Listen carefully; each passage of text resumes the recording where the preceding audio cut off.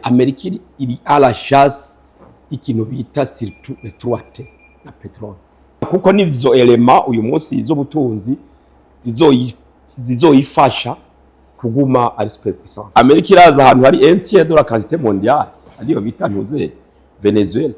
Amerika ikizana itegeko ribaho ku muntu wese adandaza urumogi bamukurikirana hari hose, ko ari byo ntuze Maduro yakora kugira ngo nicyo no kwita BMA bambike impuzu mbi kuri objectif yabo. Hari ibigo bivuga bati je nishoboye kwiyarira n'Uburusiya cyangwa Ubushinwa burashobora kunkingira Amerika n'inshikira. Ubu hari igihugu gishobora kuzibira Amerika gukora icishatse.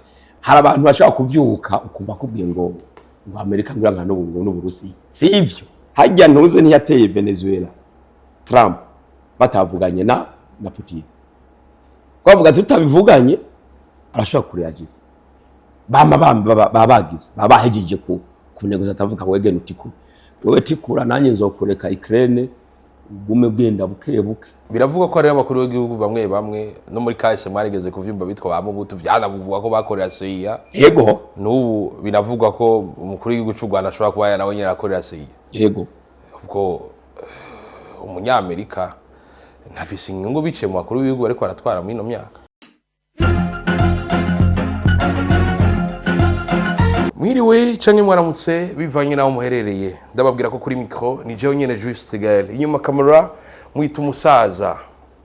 Muvyo twakuze twiga harabayeho ingoma y'abaromani yamaze imyaka irenga amajana itwara isi, ariko muvyo turiko turabona ubu dusigaye twumva hasigaye hariho ibibazo ku isi bishobora gukemurwa n'igihugu kimwe arico ca Leta Zunze Ubumwe za Amerika, haba zikoresheje ibiganiro canke zikabikemura mu buryo bundi budasanzwe. Mwereka kubibonaho umukuru w'igihugu cha Venezuela baza kumutora muhira ku kirimba maze bakamushikana imbere y'intahe mu butungane bwa Leta Zunze Ubumwe za Amerika. Mbega ino nyifato Leta Zunze Ubumwe za Amerika hari ihuriye n'ibiriko biraba muri kano karere. Leta Zunze Ubumwe za Amerika iyo ishikirije ijambo igatanga umwihwezo, hariho hamwe tubona bikurikizwa n'igihe bidakurikizwa. Kubona ivyasinyiwe Washington bitakurikijwe ngaha mu buseruko bw'igihugu ca Congo, tuvuge ko Leta Zunze Ubumwe za Amerika viza ihagaze. Nimwe tuza kuganira nuno mwubahwa akaba n'umuhinga adasanzwe nawe subundi ni Patiri Desire Yamuremye. Ndabara musenya kubahwa Patiri. Amahoro neza gahe. Nizera kumeze neza. Amahoro. Umwaka mwiza. Yego twese. Ndabifurije amahoro amagara hama amafaranga muzoronka kubera muri Patiri muzoce mu yampereza. Oya nzoyabakene. Naje ndi muraho. Nizera ko umwaka wageze neza Patiri. Wageze neza cyane. Nike kintu mushimira Imana nk'umuyihebeye Imana cyageze. Ikintu nshimira Imana nuko ubutumwa banjeje abayezuiti na buranguye neza, kuko ishuri rimeze neza, indero iracahari, amanota kandi nimwe turi kukivi. Cyo nico kintu nshimira Imana. Cyakabiri nshimira Imana n'amagara. Amen. Magara meza. Cyagatatu nshimira Imana n'amahoro ari mu Burundi. Iyo umuntu asohotse akimwe agacupa kaduga rugura akagaruka ntawureka kwishimira Imana. Navuze ko habaye ingoma y'abaromani yatwaye isi imyaka myinshi irenga amajana 8. Mbega ingoma y'abaromani nayo itagihari ino si ubu hari igihugu kiganje ibindi? Inga nisi isi kuviremwa ugiye ukaraba nko mu isezerano rya kera, kuviremwa isi yaremwe hariho abashaka kudomina abandi. Ugiye ukaraba mu isezerano rya kera ukaraba ingene abaromani baje mu ntuze bagatwara Yerusalemu, bagatwara Bugarire, bagatwara za Koreni, bagatwara hehe, ukanaza na kera mu gihe cyaba bita ba filozofe baba bagiriki. Grèce yarabaye igihugu gikomeye haba mu butunzi haba mu vyerekeye politike. Ukaza muri Moyen Âge igihe abaromani bategetse igihe kinini gushikaho dushika muri za binyana bya 16 n'indwi n'umunani, aho hatangiye ibi vy'amarevolution na cyane revolution y'Abanyamerika 1956, haza y'Abafaransa 1994, haza n'ishibise revolution industrielle muri 1870. Revolution industrielle rero yaciye yinjira izanye ikintu umuntu bita ihiganwa mu vy'ubutunzi. ibihugu by'uburaya biragira birakomera imbere ya ntuzeya imbere ya Amerika. Hanyuma turabandanya haragera aho abantu bikukira intambara y'isi n'ingene yagenze. Intambara y'isi nta kindi cyari kihagaze ko n'ingene igihugu kanaka cokomera. Intambara kabiri y'isi Ubudagi na avec les alliés ugushikaho Société des Nations inanirwa n'ubu y'abantu bavuze ngo nizonanirwa so bwa mbere na SDN yarananiwe azaho ni kirazo caza ahaza ikindi gushikaho tugeraho twikukira. Ibindi bihugu batangira kugira emergence aho twavuga Ubushinwa, twavuga Ubuhindi. Hanyuma urazi ko icyo gihe Amerika y'epfo ibihugu byinshi byatwagwa nabo mu byo kwita les dictateurs cyane batungishijwe nibi uyu munsi bariko baragiriza amadero ibi byo kutangaza urumogi, drogue n'ibindi ibiyovyabwenge. Hanyuma Amerika imaze gufasha Uburayi kugira bwikure ku Budagi n'Uburusiya bagafashanya, niho hatangiye kuba emergence y'ibyo bihugu bibiri. Hacatangiye ibintu bita guerre froide. Nta muntu umwe aradekara ko yaheze guerre froide. Iyo ntambara baravuze ko yatangiye, mugabo nta numwe aravuga ati ubu yaraheze. La deuxième guerre mondiale baravuze bati yaheze, mugabo la guerre froide imwe itangiye entre le communisme et le capitalisme barayideclare, mugabo nta numwe aravuga ko yaheze. Je kubganje aho ni icyumviro cyo wanje mbona ari resilience tangiye bimwe vyaba muri ntuzeya muri guerre froide, mugabo mu yindi forme. No kuvuga iki mu yindi forme? Guerre froide yari benshi baza ngo yari yahagaze kuri ideologie communiste na ideologie capitaliste, nivyo mugabo yari yahagaze ku nyungu de la nouvelle exploitation y'ibihugu bishasha, no kuvuga Afrika, Amerika Latine, ibihugu vyo muri Asia n'ibindi. Akavuga ati ki exploit quoi. Ico gihe rero mu iyo ntambara y'isi yise guerre froide haca bico bita la guerre d'oppositionnement. Uburusiya aba IRSS bwafashe bijya bihugu uko tubizi vyangana bigize IRSS muri affaiblissa économiquement, batiregere ibihugu bimwe bibe independant. Hanyuma ivyo byose aba bari nyuma bari nyuma ya Amerika kugira ya affaiblisse la puissance de l'autre côté y'impunze ya Barusiya, gushikaho Amerika yageze kuri level iba superpuissance. Ata muntu woba ukiyekilibra haba mu vyerekeye ubutunzi haba mu vyerekeye bya gisirikare. Hanyuma ikintu tokwibagira hajya ikintu nama nibaza namavuga nti l'ONU a été créée sans nous et nous sommes membres sans nous. ONU yashinzwe nta munyafrika yigeze haba bagira charte des Nations Unies ko twe twabaye independant, twagiye kwerita signature par exemple y'Ububirigi twagize adhesion muri ntuze muri Nations Unies. Mugabo deja umaze kugira organisation uhariho umuntu yihaye droit uburenganzira uvuga ati je ni mwavuga ikintu nkavuga oya kizuba kibaye oya. Kero bya bihugu bitanu byaronse veto gute? Possession ya bombe atomique. Bacero bavuga bati nta muntu rero atari muri twebwe batanu ariko uriwe nawe gutunga bombe atomique. Rero mpamvu yigiye kuyirondera Zaira urabinye byagenze barakwiruka kuko niyo ntuze. Amerika rero imaze kuba superpuissance yakina hinduka gardien du monde. Haraho batsindwa iyo biyangaje mu ntambara direct muri Somalia baratsinzwe, mugabo ugiye kuraba nk'aba Marines bari ku yisi kagraba nko mu Butaliyano n'igihugu gitunzwe n'aba Marines b'Abanyamerika. Ugiye kuraba muri za Naples aho bari nabo bagiye gutera Gaddafi ariyo bavuye Gaddafi n'abamuteye kubera kuko yatangiye kwiyumvira ngo agira gere ngo ifaranga ryo muri ntuzeya ya Afrika te Afrika turacayikeneye. Maze kugira ifaranga rimwe no kuvuga yuko twebwe baca batwiyambura kwa negative. Hajya na ntuzeya na independence benshi ntibabizi.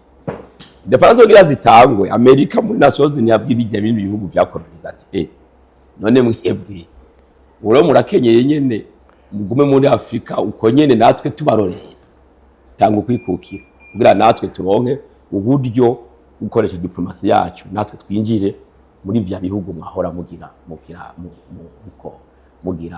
mukoloniza. Uyu munsi rero ngene ibintu bimeze ku isi na maje d'alliance, hari abantu bashaka kuvyuka ukumva kubwiye ngo Amerika nguranga n'Uburusiya, sivyo, ni ibintu spontane riba, hanyuma hakaba muzeya ni entente bakumvikana ingene isi bayigabura, isi gahinduka nyene amagabura nyamati, wewe uraguma harya nanjye nzoguma harya nawe uzoguma hariya. Kuvuga uyu munsi ya yindi abantu biyumvira ya guerre froide, abantu biyumvira ngo ni communisme na capitalisme, si communisme na capitalisme comme idéologie, mais ni communisme na capitalisme kuvyerekeye ingene umwe wese yo kwicara kuri iyi si. Amerika uyu munsi ni nkayo yicaye kuri iyi si, mugabo irazi ko hari abandi basangiye inguvu. Donc Burusiya ubuya Ubushinwa buriko buragira iyo ntuze emergence, barafise ingene bumvikana ku kintu iyo Amerika igira reaction.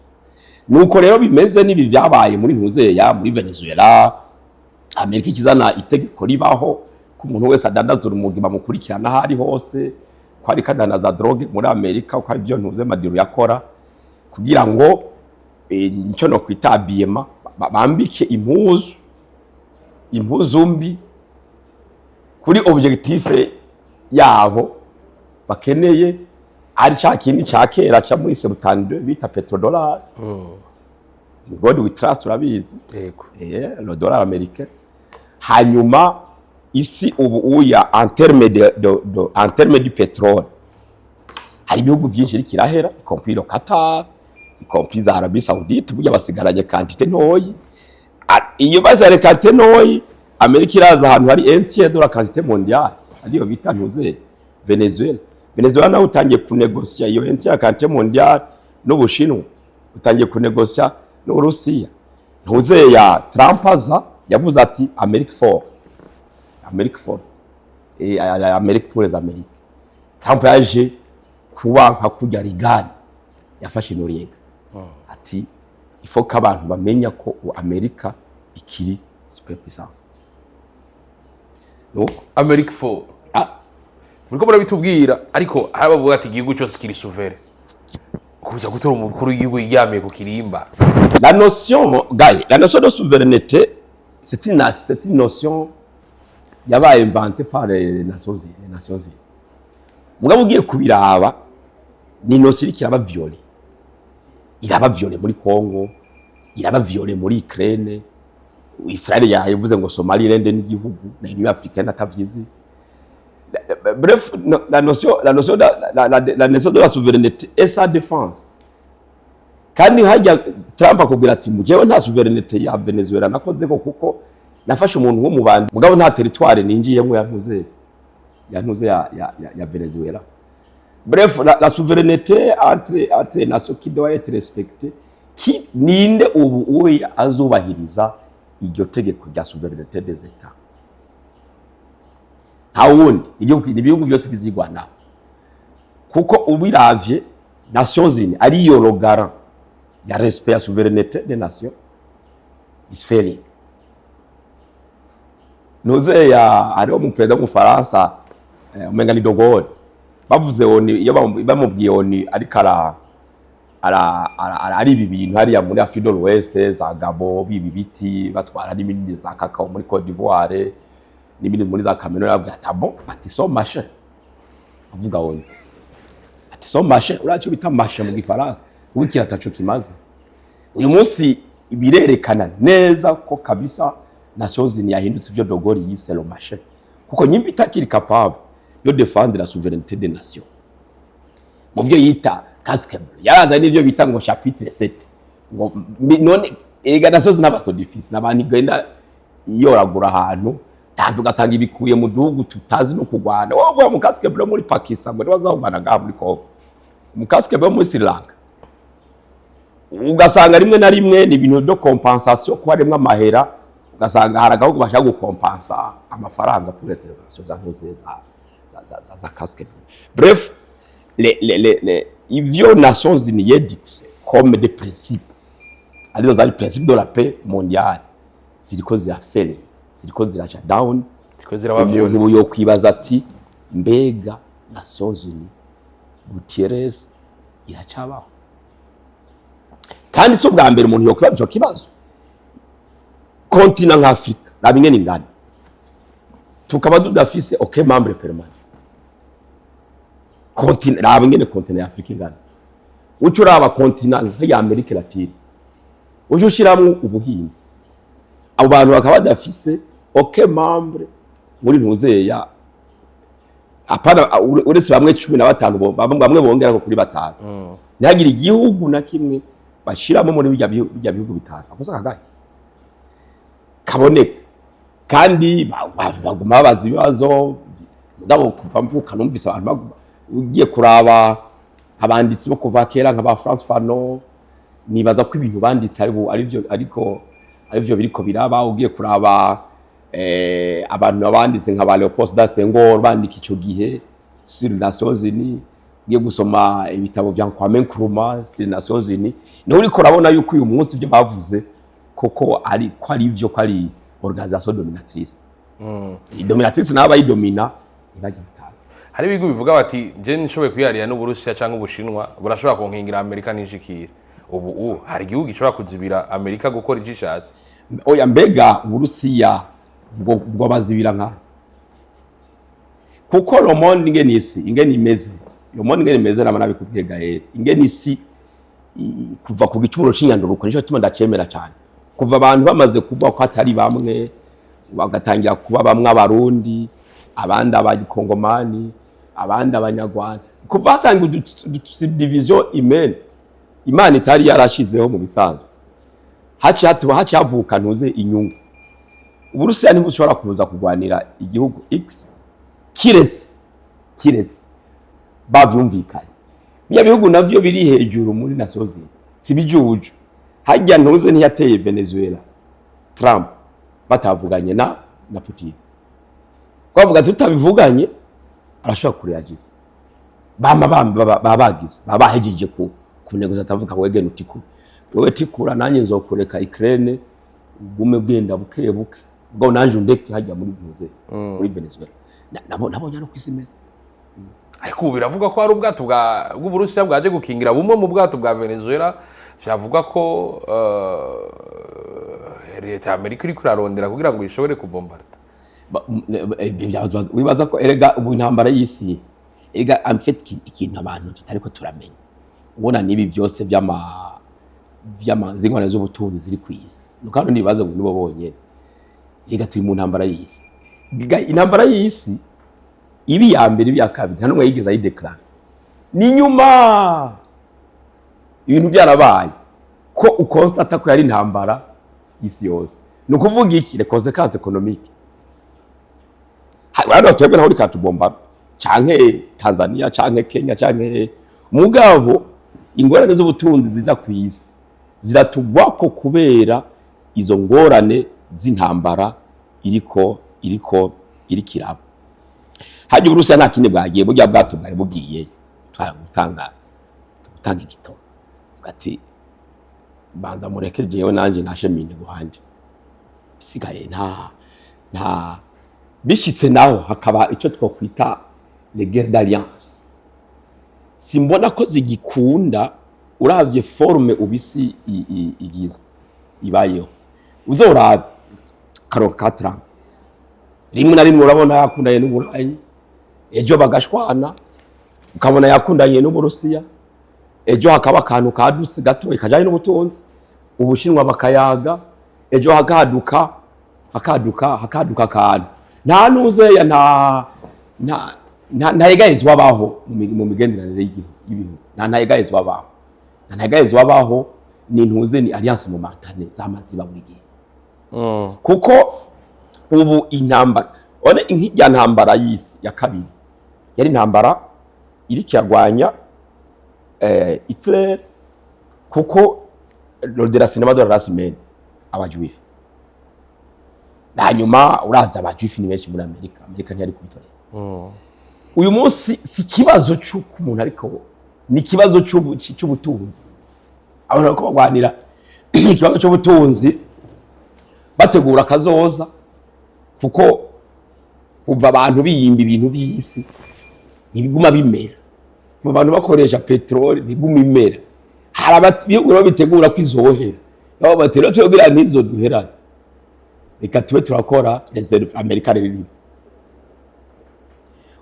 Amerika irimo wibuke neza ko Amerika atari igihugu kiri trop envié muri ibi by'imiduga electronique ngovuga ngo bo barategura ngo bakoresha igitoro comme le carburant comme moyen locomotive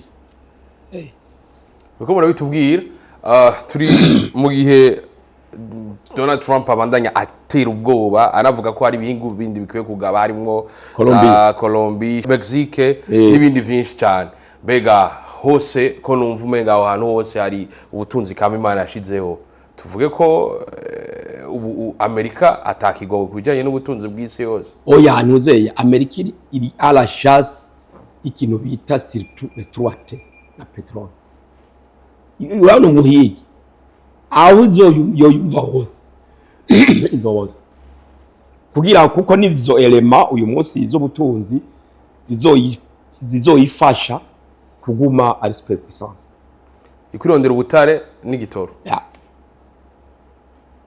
Amerika yari sanzwe ivyo byumvikana ko yari sanzwe bifise erega ngene kwirondera kubwira economy yo muri Amerika ngene irefresha si yo hage ntari karondera iby'ibihumbi 2026 ari karondera iby'ibihumbi 2000 nuko bayumvira mu byerekeye ibintu ze ivyo butunzi ni barafise politique de prévoyance nini avuga ati mbega muri 2025 Amerika yomeze gute menace ni yi sinzi ko zi méthode SWOT opportunité ni zi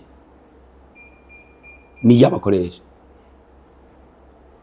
bana za menace bakanalizana opportunity ibatuma ba overcominga iyo ntuze iyo menace Amerika iri mu mbona kazoza yakure cyane gose yumva imyaka magana ubu ariko agomba Trump gufata ibindi bihugu bijanye bisanzwe bifise bijanye n'ubutare na petrol Venezuela ni igihugu gifise susori ririshe cyane ariko tugaruke ngaha mu karere aha mu karere Amerika ntiratanga intumbero nkuko yavyerekanye kuri Venezuela ko ivyo bashaka bakabivuga mbega kubona gushika n'ubu umunyamerika ahamagara abakuru b'ibihugu akabakuranya Washington inyungu za Amerika muri kano karere hari cyo ziteze ko uravye kino gihugu kibanyi ca Kongo Uburundi n'u Rwanda none urumva John uribuka icyo nababwiye igihe giheze intambara iri kibera muri Kongo si kibazo cy'u Rwanda na Kongo gusa ni kibazo cy'ibihugu bitunze kandi rutura uravye igihe cya kabiri Ubushinwa bwarifatiye ubutunzi bwa Kongo iyo si ngorane kuko buje urashobora guca bugurisha no muri Amerika ngo muzi Amerika ivuga ati kuki tubagurira reka natwe tubaderoje tubakure hariya nabo baze baragira iki baratugurira na basinya ajya amasezerano hari ikintu batatweretse muri document icyo bita amakoro particulier Kongo yagiraniye na Amerika urayazi nayo tuzi bayagize public ibagize public hajya no rovyo gari nibaza ko mu ayo makoro particulier Kisekedi yatanze ubutare ka butunzi bw'intuzeya bw'igihugu ca Kongo sibuka ko Kisekedi ubutare buri muri Kongo yabugabiye Amerika oya ntiyabugavye sinzi ko kwaro kugaba urumva se amasezerano nayo mfise mugabo urabona ega pas d'intérêt pas d'action none Amerika yoza ko bimbe ega Amerika sioni ivuga ngo nje guhiga amahoro Amerika sumukora bushaka ya Amerika ari mukora nyungu iyo ngiye mu rero ngo ngira numvikanishe ngo Rwanda ngo na Kongo ngo numvikanishe ngo M23 na Kongo ni joganye kwa nungukiki muri iyi action ndiko ndakora nibaza ko au finish igihe izobona inyungu zayo uzozitambika imbere izo munyana siko ko Amerika itabona inyungu za yo zoze muri Tanzania muri Kongo hari niba urumva yakora ntayonzi mugabo yakora ntayonzi aussi doute sur la I mean ku bushobozi mbega hazomara igihe kingana iki mbega uwoza niyo zishira ibyo byose nkumbure biri mu byo bagira biri mu byo bariko biri mu byo baciga mugabo nyimba Amerika yishize mu kintu kiza kuvyara umusaruro w'inyungu yabo nyimba inyungu yabo ari uko M23 iva mu birindiro yafashe bazohava batavuye naho nizo bari inyungu yabo nubabona bahagumye nuko hariho inyungu ya Amerika iri muri iyo fact yuko M23 yagumye aho hantu warabyumvise neza bavuga bati vibuvira ntibaresita cyane ngo vibukavu ngo vigoma bavuga ati muvibuvira hajya hari igituma mu neighborhood bavuga bati vibuvira kuri none baravuye bova gute bashitse bakuye Amerika yimba ishaka ko bavaye izokwemva na mechanism ibakura kuko dufata ko bafise inyungu igihe M23 akokipa Uvira yoba inyungu ya Amerika bazohava mugo nyimba M23 akokipa Uvira canke Bukavu canke sinze atari inyungu za Amerika bazohava igihe bari gusinya niho hatanguye umurindi udasanzwe wo kubona M23 iriko iregegwa imbere narumvise iby'urongo ingabo z'u Burundi yashikirije ati twarakinjuye kuko twabisabwe n'amasezerano abandi nabo ku gihugu abashikiye M23 bakavuga ati twafatishije umuheto wanariza ubushobozi buri ku rubuga rw'intambara kuri M23 yarafashe Uvira n'umuheto ibibazo ntakurikirana cyane ibyo byerekeye ibyo by'intuze ya by'intambara no fact no kwihana uko bahashitse pempo no fact irahari abarundi baravuyeyo c'est sûr nabo bavuye erega intuze isi nakubwise isi n'inyungu nabo basanze inyungu zabo ari kuvana nawe nk'ubu hari igihe usanga ugiye gufasha umuntu ugasangana umupfu uramufasha no kumuhamba mvuga nti rero ibyo byerekeye aha kujya kubera Amerika yabyishyizemwo izokwagisa buri gihe according to the interest of America not according to the interest of Great Lake region bijya n'ibintu babesha ni according to the interest of America but icyo rero igisaba nicyo nama mvuga cyane nama nibaza ni none abanyafrika tuzoca ubwenge cyane kugira twumve ko nk'uko abantu bari bavyumvira igihe bakira Union Africaine oyu ugazo ni Africaine ko Afrika yo bimwe nico kibazo gusa nama nibaza kuko ya politiki ubona babirigi apana babirigi gusa abazungu bazanye baje gukoloniza divize pour règne nibandaye none abanyafrika tuzova muri iyo logique byari yuko twumva ko umunyamahanga X ari karatudiviza pour règne. That is my point and that is the way I'm disappointed as an African ingene turi incapable yuko forsa unité yacu kandi ari yotegeje kuba ubutunzi bwacu ivyo nivyo kuri Afrika nivyo no ku gihugu ubumwe bw'abarundi nizo nguvu zabo mu bintu byose kujya ubona ntuzeya Trump avuga ati one America one people, yeah, one Burundi, one nation, one Rwanda, one nation, so one Africa, one continent. Tuzoshika ngaho kuri ya ndayoto y'abanyerere, y'abankuruma, y'abakenyata ryari tucemera ya politike idiviza pour n'abagazi kibazo. Biravuga ko ari abakuru b'igihugu bamwe no muri kahise mwarigeze kuvyumva bitwa ba Mobutu vyanavuga ko bakorera CIA. Yego. N'ubu binavuga ko umukuru w'igihugu cy'u Rwanda ashobora kuba nawe nyine akorera CIA. Yego. Ubwo umunyamerika ntagifise inyungu biciye mu bakuru b'ibihugu ariko aratwara muri ino myaka. None yo erega zikura muri sivyo nakora mu kanya. Abi inguvu za Amerika paraporo ya yisi. Ega najye muri Venezuela uzoraba suite. Uzosanga neza oturu yantuze yamadiro. Hari wamutanze. Nta ntabishoboka kuramasa MP daguki. None ndamubwiye ati hajya ni. Donc nivyo niko navuga uwo mugambi twita politique de diviser pour régner wabaye muri colonisation ni uri kurabandanya within United Nations and within diplomatic relations n'amantuze n'ama superpowers. Twebwe rero mbega nibo bafite amakosa oya si bafite amakosa ni twebwe dufise amakosa. Ashobora gutwara igihugu hamuka gukorera na CIA.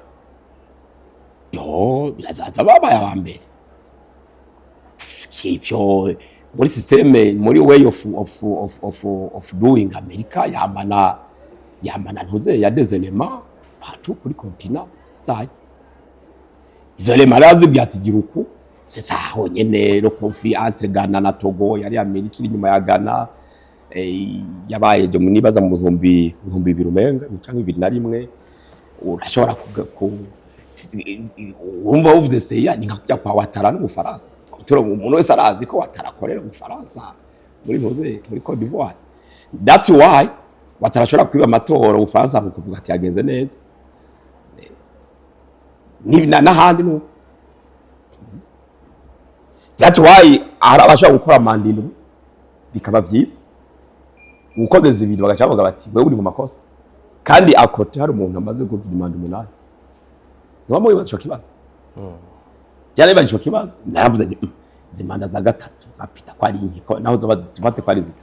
Kwa linki mparuyi za President Kagame, mparuyi vyamu za Museveni, mparuyi za Sasungwe so, mparuyi za Biya. Karu kameme kandi kari gashobora kuba kinyegeje inyuma kuko dutatu ni 9 na 10 na zingahe.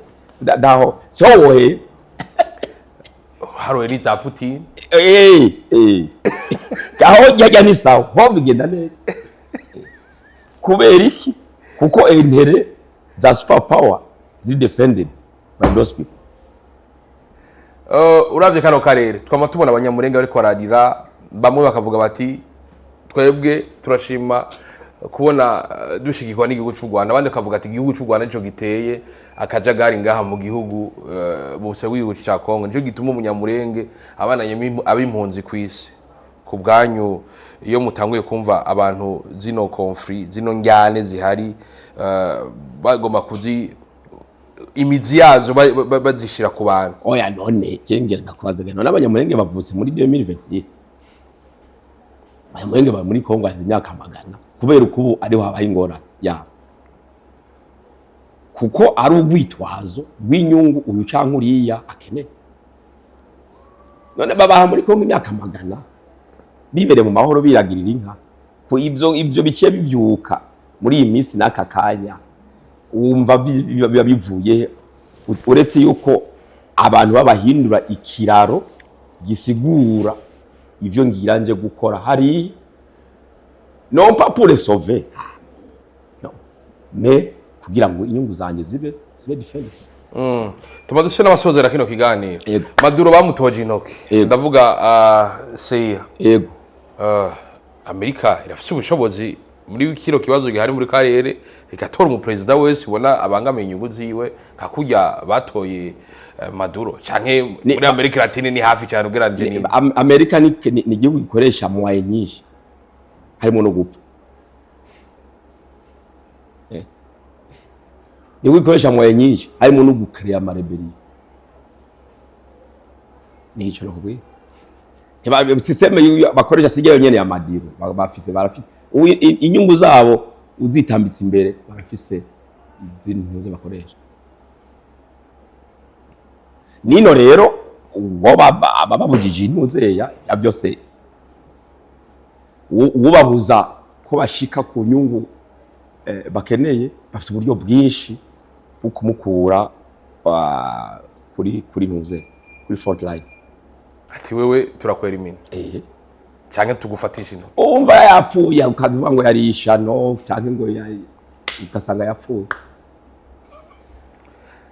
hoko gwiki kugira ngo abanyafrika ya one people one nation guhera ku barundi bariko baratwumviriza abanyarwanda n'abandi dushobore kubumwe birakunda biracashoboka nta nimba tuyishaka kuba continuité y'imbere nta kindi na kimwe nta bundi buryo dufise uretse ubwa mbere ukundana nk'abanyafrika kuko hari ikintu twibagiye les Africains ube mu Nyarwanda ube mu Burundi ube mu Kenya turi opprimé turi discriminé kuri iyi Imana yaduhaye aba migrant uzoraba ingene tufukama tuza guhiga amaviza yo kuja iwabo batanimwe basaba binjira muri Afrika nkuko bishakiye twokereje rero kubera twe turi opprimé nta muzungu ari muri twebwe twokereje kuba umuntu umwe nk'abantu bari opprimé comme disait Karl Marx ati ouvrier du monde entier unissez-vous naje novuga ni africain du monde entier unissez-vous contre la discrimination de l'Occident. L'Occident quand pas d'Occident je parle des États-Unis et de la Russie et de la Chine d'ailleurs niyo mvuze niyo mwaye avoir conscience que nous sommes discriminés ensemble nage wibaza ngo yango twe baradukunda nta murundi nta munyarwanda nta mukobwa c'est des pauvres africains qu'on discrimine comme il fait amahera bazana barayakompanya ugasanga ni cya gatatu gikoze mu bihugu ugasanga abantu bw'ubuzungu nk'amagana buri mu biro bahembwa amahera yaje ku gihugu ajya kugira ngo twaragufashije independance économique tutayishitseko nayo tuzoshikako kuko turi umwe kuko ibidandazwa vyanje ndabijana Tanzania canke ubundi akabikomanda ari Bugande ubundi akabikomanda ari muri Congo burya Afrika irashobora kubaka indarayi nk'ubikavaha igaca RDC igaca Congo Brazzaville ku buryo nka zandi y'abakenye bajya bo muri za Gabon abo muri za Congo Brazzaville vya bitoke by'u Burundi bikaca ku ndarayi bikagereka kugira ngo babigize umuntu ava muri Autriche akagenda agashika mu Birigi ari kagenda na train niyo moya yonyene baratugize utuntu twiyugaranye ku buryo natwe twaciye twumva umenga is a style of life. Utubwiye ibintu bikomeye cyane nta kajambo mubwira abanyepolitike narijya aribo barabwa n'ivyo Amerika ishaka nta kinogera abanyepolitike ntage numwe yicara avuga ngo Amerika iravuga ko Amerika ntige mugenzi Amerika ni Burayi n'abazungu bose n'abarusiya n'abashinwa icyo baragishinga ni nungukiki ahantu X ndahungukiki hanyuma amaze kubona icyo ahunguka acha deploy uburyo bwiwe bwose kugira ngo iyo nyungu yiwe izo mushikire jewe my dream ni ingene urabona nk'amashira hamwe tugenda dukire baraya detruise ubu East Africa uvuga kwiba East Africa ni kiba Rwanda ni byumvikana Burundi Rwanda ni byumvikana RDC Tanzania ivuga iti abantu banteye bavuye muri Kenya nibo bagize ama march manifestation iyo organisation iracaba rabi ngene baba detruise SADC ibona gute Afrique du Sud gusaba visa kuja muri Afrika y'Epfo umusabe yo kuja mu ntuze mwicu iyi muri SADC iri muri African Union. Ndabashimira cyane nyakubahwa Patiri murakoze yari iteka ridasanzwe murakoze cyane uno mwaka nabifurije ivyiza vyose biva ku Mana dusubira ubundi munsi mwaduteye iteka kugira ngo mutuganirize ibintu vy'ubwenge vyubaka nk'ibi amen nuko reka ndabashimire se mwaye vyo murimwo murabana natwe ndababwira nti iki cyari ikiganiro gifise aho gishika nizere ko ari cyo wazigaranye tumushimire cyane nyakubahwa Patiri mu mwanya muto bafise ingene yigora agashobora gusangira natwe kuri kino kiyago kuri micro radio nyene juste gani ma kamera y'umusaza ndabwira ati babacha la vista ola ushlo mushlo ushla none